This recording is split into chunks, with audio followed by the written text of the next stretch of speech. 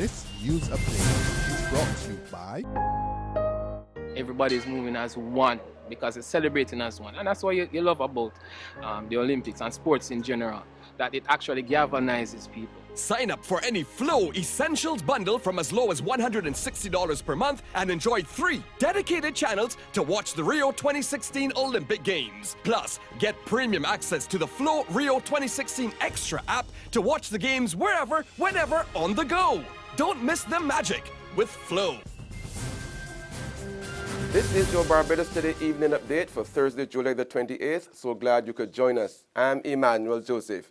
Topping the news, the Barbados Olympic team suffers a blow as injury forces athlete Sada Williams to end her dream of taking to the track in Rio. Williams sustained an injury last Saturday while competing in the women's 200 meters final at the World Under-20 Athletic Championships in Poland. On Tuesday, she was diagnosed with a grade 1 right mid-substance strain on the right hamstring.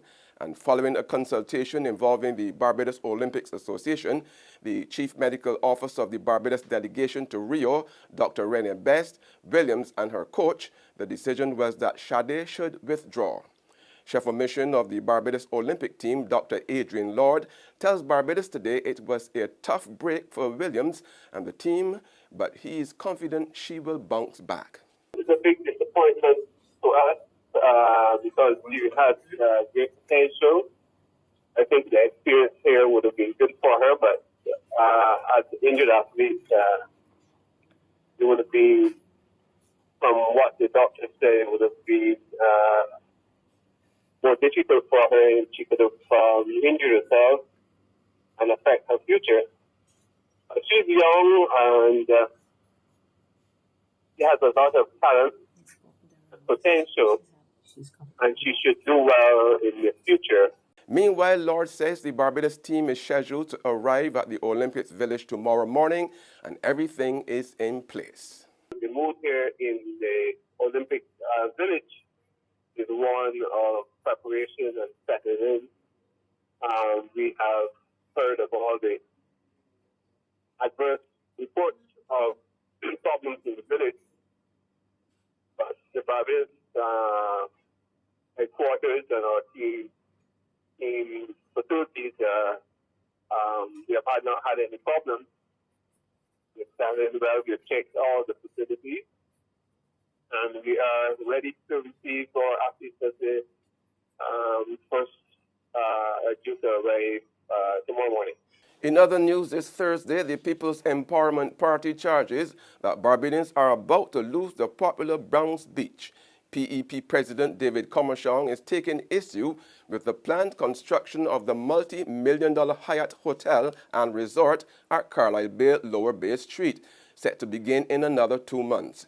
He is warning the cabinet that the Browns Beach is much too sacred to Barbadians and the country and will not stand idly by and permit it to become an alien zone that is off limits to nationals.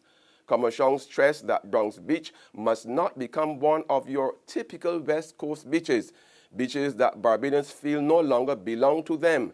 He added that any further tourism-related developments should consist of locally owned hotels, guest houses, and related facilities that reflect the culture and hospitality of Barbados. To the law courts now, housekeeper Nairi Crystal Cassandra Lewis was granted $10,000 bail after appearing before the District A Magistrates Court today on the charge of assisting an offender, that's the former wanted man Romaria Lashley, who was shot and killed by police this week. Lewis is accused of concealing Lashley at her home in order to prevent his arrest on July the 26th without lawful or reasonable authority to do so. Lashley was accused of shooting police officer Shane Newton of Foul Bay in St. Philip on July the 9th. Lewis was not required to plead to the indictable matter. She will return to court on November 21st. Eminent jurist Sir Frederick Smith will be accorded an official funeral. The Thanksgiving service will take place on Friday, August the 5th at the James Street Methodist Church in Bridgetown. The service, which will be officiated by Bishop of the South Caribbean District of the Methodist Church, Reverend Dr. Cuthbert Edwards, and Methodist Minister Reverend Colton Bennett, begins at 10 a.m. It will be followed by a private interment.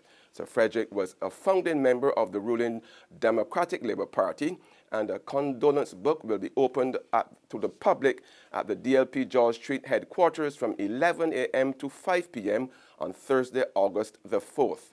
A condolence book will also be placed at the church on the morning of the funeral service. Sir Frederick died on July the 11th at the age of 92.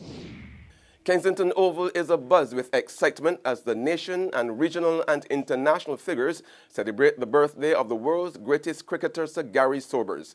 Sir Gary turns 80, and as part of the weekend-filled celebrations, past and present cricketing greats will take to the field in what is expected to be an exciting and competitive T20 bash. Executives at the Barbados Cricket Association have been praising the contribution of the living legend as they wish him a very happy birthday.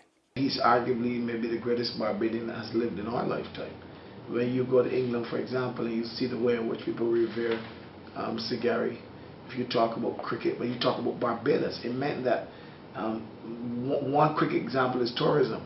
If you go into your #1 source market and everybody knows this man, and everybody knows about this man coming from Barbados, I would think the natural corollary to that and the natural interpretation of that would be that he enhanced our ability to be able to get people to visit Barbados because they knew about Barbados because of Sir Gary. So it must have done something for our tourism and by extension our commerce and our economy. So all in all, I wouldn't want to, I want to wish him again another happy birthday. Beyond his genius as a cricketer, and he was undoubtedly a genius and the greatest that ever lived in that game, that behind that genius there was a wonderful man. He is one of the most humble, sensitive people I have met in my life. He's a great character to be around. He will entertain you endlessly. And when you put his huge talent with his humility, it is an almost impossible combination. I think he's a tremendous man to have met. It is one of the greatest pleasures of my life that I have been able to meet him and to work with him. And I think Barbados is fortunate to have produced someone of this caliber. There's regional and international news after this short break. Get your paper, get your paper. Only 225, 220. Who? For what? That's the Bear Stare News. I don't read about that from Barbados today since last night. That can't only can't do.